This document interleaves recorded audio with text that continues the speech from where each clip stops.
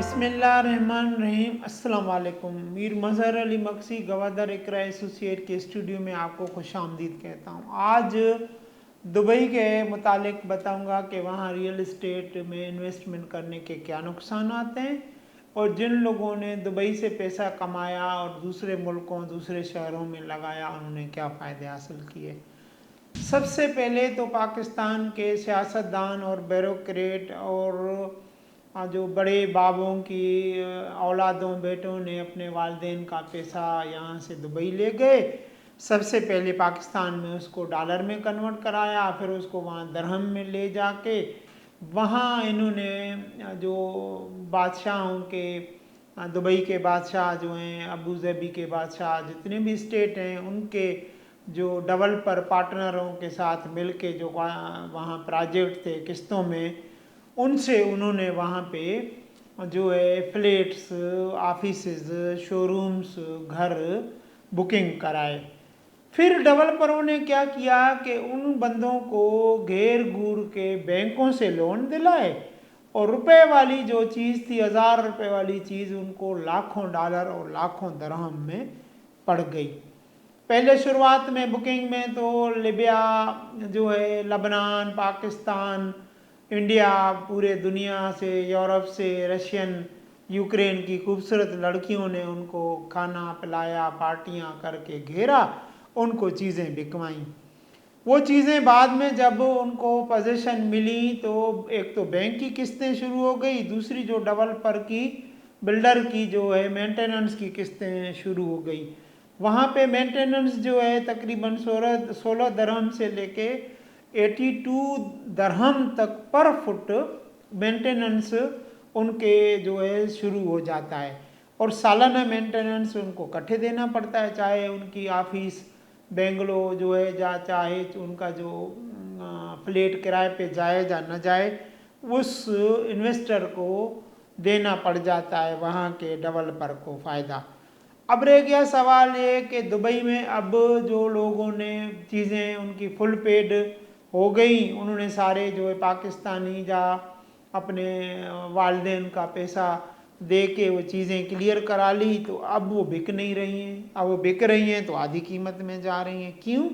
कि जो डेवलपर है वहाँ, अफ़गानिस्तान के कुछ डेवलपर हैं, कुछ पाकिस्तान के डेवलपर हैं, कुछ इंडिया से आए हुए डेवलपर हैं, अफ़गानिस्तान से गए हुए डेवलपर हैं, वो गवर्नमेंट से मिलके, बैंकों से मिलके लोगों को किस्तों की लालच में, और फिर मैंने बताया कि उनके दफ्तरों में खूबसूरत लड़कियां बैठी हैं, घेर घूर के नए दौलतिया या करप्ट ब्यूरोक्रेट की औलादों को, या करप्ट ब्यूरोक्रेट सियासतदान या निहत्ते पाकिस्तानी सादे जो हैं उनको वो चीज़ें दिलाते हैं, बाद में बिकती भी नहीं है। वही फिर दुबई की वहाँ रियल इस्टेट जो रेवेन्यू वाले, वो क्या करते हैं कि पाकिस्तानी एफबीआर को भी उनकी जो है लिस्टें फराहम कर देते हैं, फिर पाकिस्तानी एफबीआर उनको एफआईए के ज़रिए नोटिस भेजते हैं। काफ़ी दुनिया, बहुत सारे परेशान हैं जिनको एफबीआर और एफआईए ने लेटर्स भेजे हैं।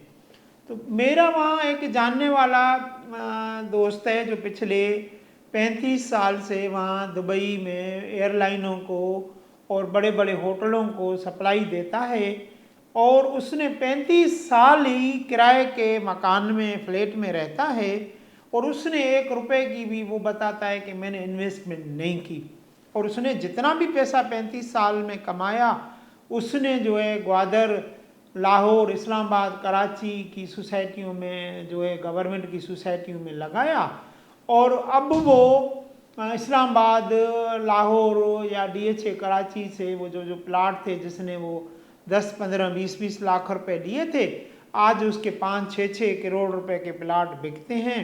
उसने वो सारा पैसा गवादर में सिंगार सोसाइटी में लगाया है, न्यू टाउन जो गवर्नमेंट की सोसाइटी है उसने उसमें लगाया है, प्राइवेट लैंड उसने वहाँ हज़ारों एकड़ों की ज़मीन मद में ली है।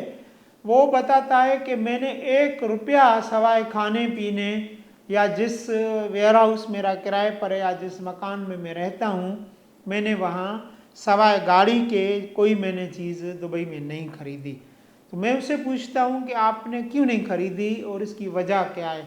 वो बताता है कि मक्सी साहब पराया मुल्क है, पराया कानून है, वहाँ लेबर का वीज़ा भी 7-8 हज़ार रुपये बेचारे को देता है। अगर कारोबारी या वहाँ जो कोई फ्लैट वगैरह या कोई इन्वेस्टमेंट करता है तो उसका 30,000 दरहम से वीज़ा शुरू होता है। 35-40 हज़ार रुपया कैटेगरी के वीज़ा के उसको पैसे देने पड़ते हैं।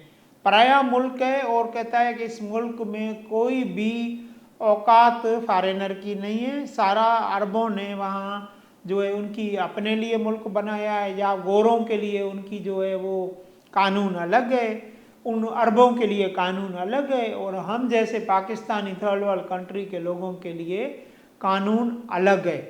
और पाकिस्तानी लोगों से ज़्यादा वो इंडियन को प्रेफरेंस देते हैं। और वो मेरा दोस्त जो ग्वादर में अभी उसने सैकड़ों प्लाट लिए हैं, उसकी इतनी ग्वादर में माशाल्लाह उसने पाकिस्तान में, लाहौर में, इस्लामाबाद में, DHA कराची में अपनी इन्वेस्टमेंट को इतना डबल किया है कि मैं आपको बताऊं कि कैलकुलेटर में उसकी फिगर नहीं आ सकती है। मुझे बहुत खुशी होती है कि ऐसे लोग भी मोबे वतन हैं जिन्होंने दुबई में पैसा अरबों रुपया कमाया और उन्हें अपने पाकिस्तान में इन्वेस्टमेंट करके पाकिस्तान के लोगों को भी फ़ायदा दिया, पाकिस्तान के इदारों को भी फ़ायदा दिया। अब वो उसने अपने लिए या अपने बच्चों के लिए खरबों रुपए की प्रॉपर्टी बनाई है। तो अब वो मुझे कहता है कि मेरी जो अब बेटे जवान हो गए हैं तो मैं चाहता हूँ कि मेरा बिज़नेस बच्चे दुबई में संभालें, मैं पाकिस्तान में आके गवादर वगैरह में, पाकिस्तान में कई शहरों, कई जगहों पे वो कहता है कि मैं गेस्ट हाउस और होटल बनाना चाहता हूँ। तो देखिए, मैं लोगों को आज के प्रोग्राम के वसाखत से बताऊं कि आप अपना पैसा दुबई न ले जाएं। दुबई में कोई पाकिस्तानियों की हैसियत नहीं है। अब वो मुझे बताता है मेरा दोस्त, दुबई में कई सैकड़ों जो हमारे इन्वेस्टर हैं, दोस्त हैं, उनके दुबई में फ्लैट हैं, वो फंस गए हैं, उनके बिक नहीं रहे हैं, वो बेचारे रोते धोते आते हैं, किराए पे भी नहीं जा रहे हैं, उनके खाली पड़े हुए हैं, और मेंटेनेंस पाकिस्तान से वो चीज़ें बेच बेच के वहाँ पे मेंटेनेंस साल का जमा कराते हैं।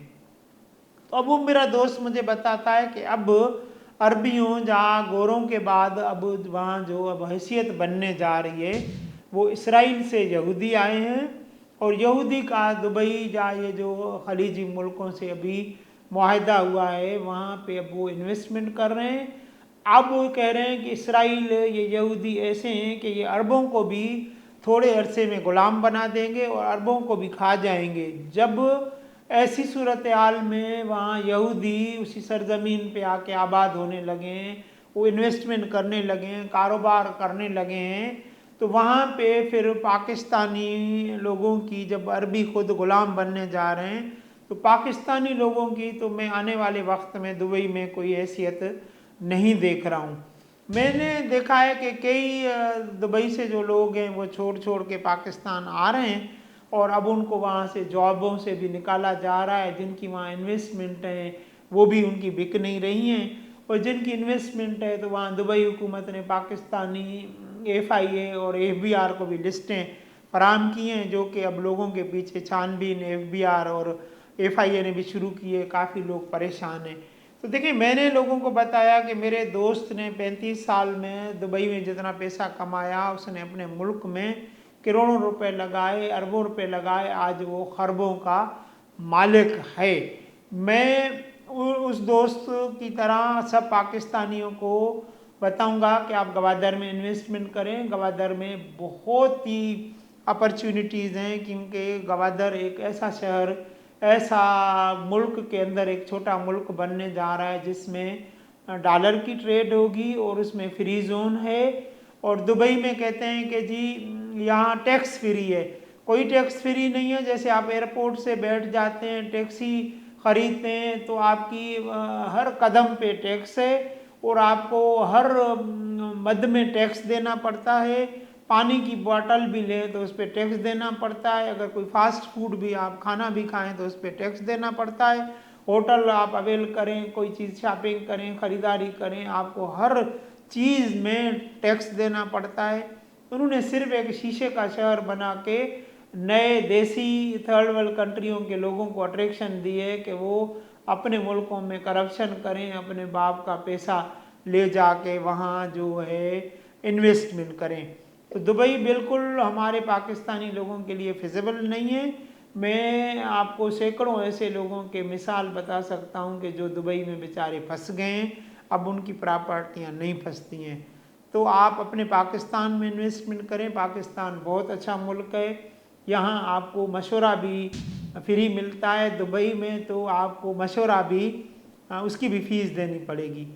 तो 18 घंटे हमारी कंपनी गवादर इकरा एसोसिएट लोगों को फ्री मशवरे देती है। हमारी लॉ फर्म भी है, वो भी लोगों को फ्री मशवरे देती है। हमारी Gwadar Karachi, Lahore, Islamabad, London, America, Canada, Australia में दफातर हैं। और हमारी कंपनी जो है 18 घंटे लोगों को फ्री सर्विस देती है। हमारी वीडियो शुरू से आखिर तक देखें। और कोई भी आपको गवादर के बारे में या पाकिस्तान रियल एस्टेट के बारे में टिप्स लेनी है तो आप हमें ज़रूर कॉल करें, हमारी रहनुमाई हासिल करें। अल्लाह हाफिज़।